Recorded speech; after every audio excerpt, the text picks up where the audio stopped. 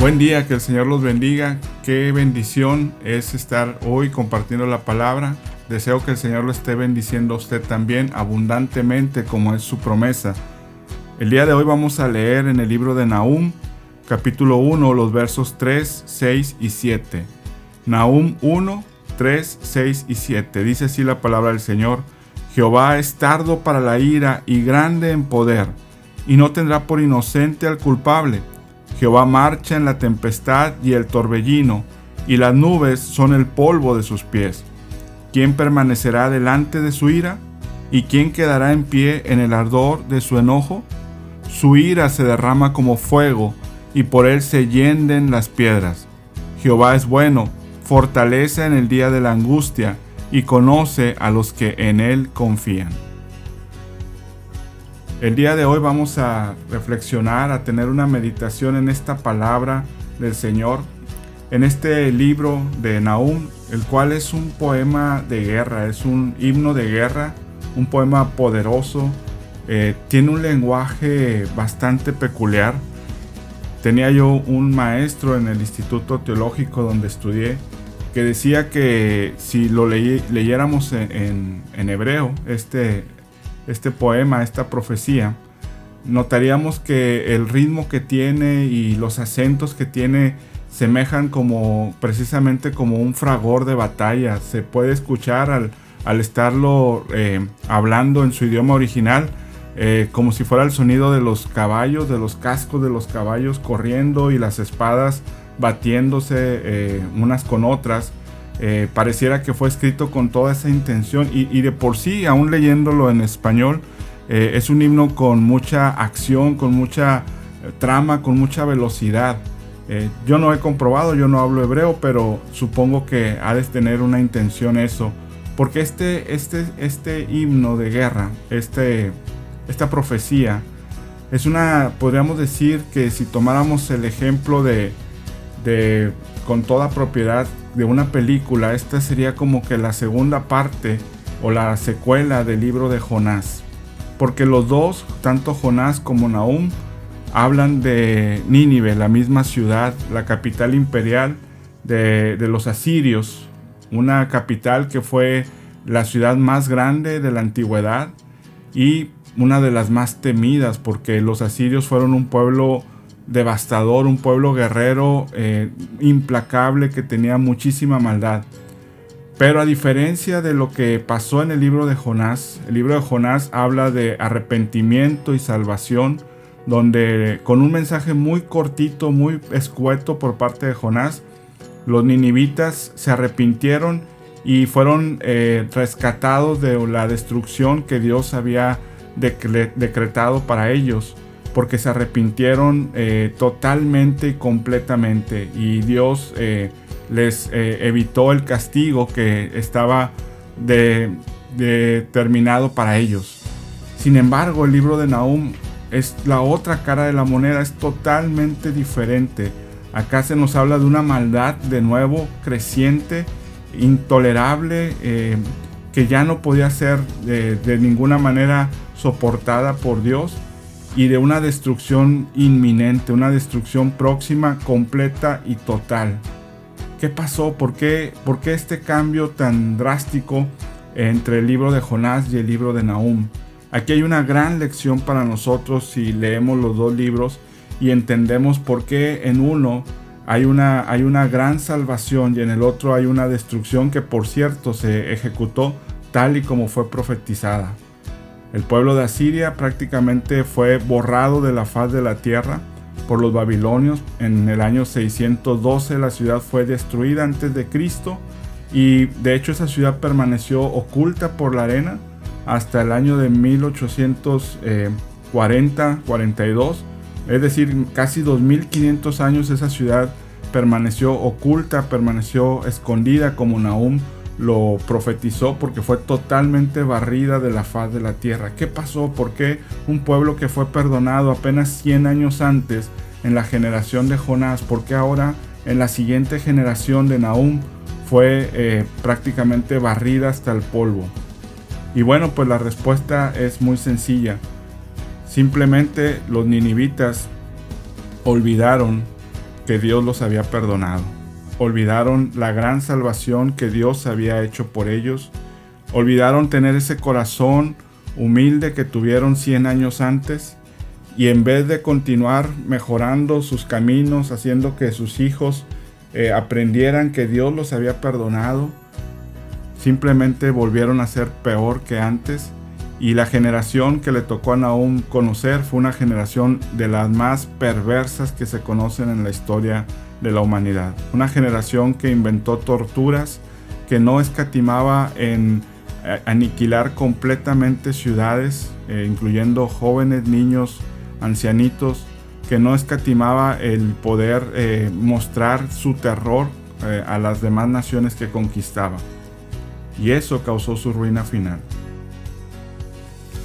Y en estos versículos que leímos podemos extraer para nosotros una gran lección, una gran enseñanza de lo peligroso, de lo riesgoso que es olvidarnos de Dios, lo riesgoso que es volverle el rostro, lo fatal que puede ser para nuestras vidas el olvidar de todas las cosas que Dios ha hecho para nosotros. Dios es un Dios bueno, como leímos ahorita. Dios es bueno sin duda, pero también es un Dios de justicia, y lo podemos leer aquí. En primer lugar, en el verso 3 leímos que Jehová es tardo para la ira. Nuestro Dios no es un Dios caprichoso, no es un Dios que se enciende a la primera. Es un Dios que es tardo para la ira, es decir, que Él da una y otra oportunidad a que su pueblo, sus hijos, volteen a Él y se arrepientan de sus pecados. Es un Dios de las oportunidades, es un Dios de pactos. Y para todos, porque el pueblo de Nínive tuvo una oportunidad 100 años antes de arrepentirse y así lo hizo. Y Dios los perdonó con su infinita gracia, aunque se merecían el castigo, porque habían sido una nación muy cruel, como lo hemos dicho. Ellos se arrepintieron de todo su corazón y Dios vio el corazón de ellos y Dios los perdonó. Más bien la pregunta cuando Dios castiga a alguien es: ¿qué tanto no habrá dado Dios oportunidad a esa persona de arrepentirse y que haya llegado ya el colmo tal de que Dios tiene que actuar de esa manera? Dios es un Dios de justicia, pero también es un Dios de misericordia. Es un Dios que da oportunidades. Y mientras nosotros tengamos esas oportunidades, deberíamos volvernos a Él antes de que sea demasiado tarde. Porque tarde o temprano, si seguimos por ese camino, llegaremos al colmo de la paciencia de Dios. Mire, Dios es grande en poder, dice aquí. Claro que Dios puede ejercer la disciplina como Él lo sabe hacer. Y no va a escatimar, dice aquí que no tendrá por inocente al culpable. Cuando Dios ha dado oportunidad tras oportunidad y se han agotado esas oportunidades por la necedad de nuestro corazón, Dios no se va a quedar sin hacer algo. Dios no es un padre pasalón que no deja el castigo aplicado para los que lo merecen y los que lo necesitan, porque a veces no hay otra manera de voltear a Él o de volver a Él si no es a través de la disciplina, como lo sabemos con la educación de los hijos. Dios no va a retener la mano del castigo si se han agotado las oportunidades. Dice el pasaje en el verso 6: ¿quién permanecerá delante de su ira y quién quedará en pie ante el ardor de su enojo? No es buena idea hacer que Dios agote su paciencia. Dice allá en el libro de Hebreos advertencias muy claras para nosotros que somos sus hijos. Horrenda cosa es caer en manos del Dios vivo, dice Hebreos 10:31. Y dice también Hebreos 12:29, porque nuestro Dios es fuego consumidor. Dios es un Dios de amor sin duda, y como lo vimos ahorita, es tardo para la ira, da oportunidad una y otra y otra y otra vez. Pero cuando el corazón del hombre ha llegado a un punto que no tiene ya más remedio más que recibir el castigo, Dios va a ejercer su disciplina. Él tiene el derecho y el poder para disciplinarnos, y lo hará sin duda cuando se hayan agotado las oportunidades. Y horrenda cosa es que nos lleguemos a ese punto de desesperación en el cual Dios ya tiene que actuar de una manera directa. Dios es fuego consumidor, y dice Gálatas también, capítulo 6, verso 7, no os engañéis, Dios no puede ser burlado, pues todo lo que el hombre sembrare, eso también segará. Los ninivitas llegaron a ese colmo. Les dio Dios la oportunidad de ser un pueblo diferente, a pesar de que no eran el pueblo elegido de Dios. Dios tuvo misericordia de ellos, no eran israelitas, pero Dios los perdonó cuando vio el arrepentimiento, porque Dios es grande en misericordia. Pero ellos perdieron esa oportunidad de seguir bajo la gracia de Dios, bajo su abrazo de amor, y entonces tuvieron que experimentar el castigo, la disciplina, el juicio que está reservado para aquellos que son culpables. Dios no castiga a aquellos que están buscándolo a Él de todo su corazón, pero aquellos que son culpables, como dice aquí, no tendrá por inocente al culpable. Los que hacen voluntariamente el pecado y están una y otra vez desafiando a Dios, tentándolo a Dios, como dice en Malaquías, intentan tentar a Dios y escapar, pero dice muy claro el pasaje de Gálatas, Dios no puede ser burlado. Tarde o temprano al culpable lo alcanzará su maldad, como lo pasó a los ninivitas. Eso es por una parte, y eso nos debe de dejar a nosotros una lección de que si estamos en un momento tentando a Dios, tratando de burlarnos de Él, tratando de llevar una vida tal vez hasta con hipocresía, con doble cara, tarde o temprano esa maldad nos va a alcanzar y Dios nos disciplinará. Si somos sus hijos, lo hará para que volvamos a su camino, para que volteemos a Él. Y entonces no tendremos ningún derecho para reclamarle, porque nosotros mismos habremos conseguido el castigo justo a nuestras acciones. Porque Dios es un Dios tardo para la ira, pero también es un Dios de justicia, y no tendrá por inocente al culpable. Por otra parte, el verso número 7 nos dice la otra cara de la moneda.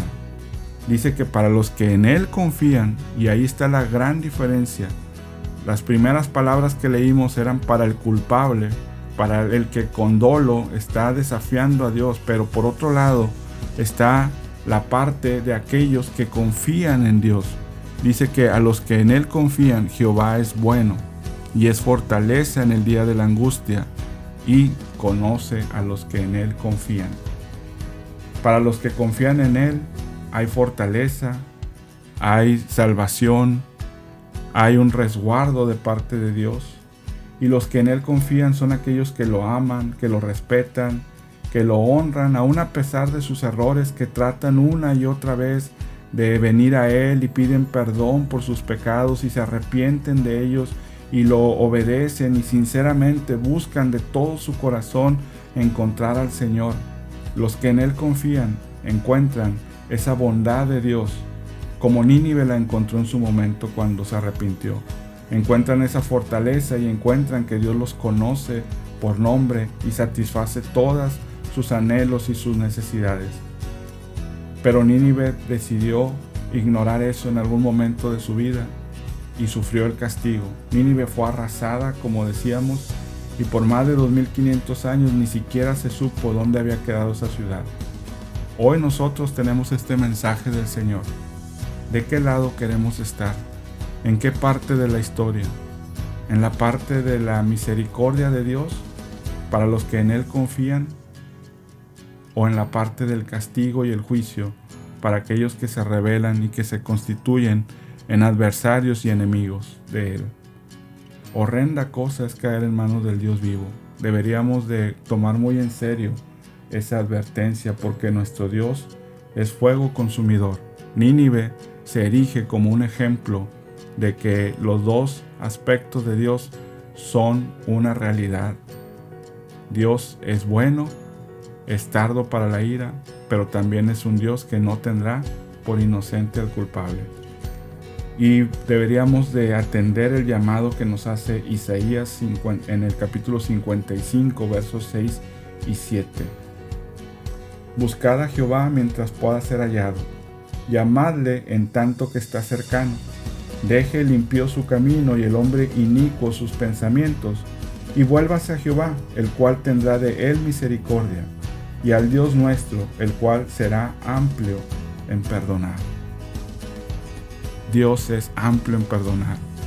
Si usted confía en Él y lo busca y con todo su corazón se arrepiente de sus pecados, Dios será amplio en perdonar. Oremos. Padre Santo, bendito Dios, sabemos que no podemos jugar contigo, Señor. No podemos pretender tentarte y escapar, Señor. No podemos pretender no cosechar lo que sembramos cuando es algo malo, Señor. Porque tú eres misericordioso, nos das oportunidades una y otra vez, pero, Señor, también eres justo. Y si no nos arrepentimos y llegará un punto en que colmemos tu bondad, Señor. Y entonces las consecuencias serán, Señor, la disciplina y el juicio, Padre. Te pedimos perdón, Señor, si hemos, Padre, tentado tu paciencia una y otra vez, Padre. Te rogamos, Señor, que nos des esa capacidad, Señor, de permanecer fiel a ti, de confiar, estar dentro de los que en ti confían, Señor, y poder, Señor, experimentar un arrepentimiento real, una cercanía a ti, un anhelo, un amor por ti, Señor. Y así, Señor, vivir en tu misericordia y en tu gracia todo el tiempo, vivir en la vida abundante que tú preparaste para nosotros. Gracias, Padre, por estas advertencias fuertes, Señor, duras de oír, pero reales, Padre, y que te agradecemos, Señor, porque de otra manera, Señor, no tendríamos conciencia de lo serio que es, Padre, lo grave y lo peligroso que es vivir, Señor, pues en rebeldía franca a ti, Padre. Señor, que podamos entender que aunque eres tardo para la ira, tú no tolerarás una vida de pecado, Señor, y menos cuando hemos conocido, Señor, tu amor y tu paz y tu misericordia. Gracias, Padre, oro por todos los que escuchan este mensaje, en el nombre precioso de Jesús. Amén. Que Dios los bendiga. Hasta mañana.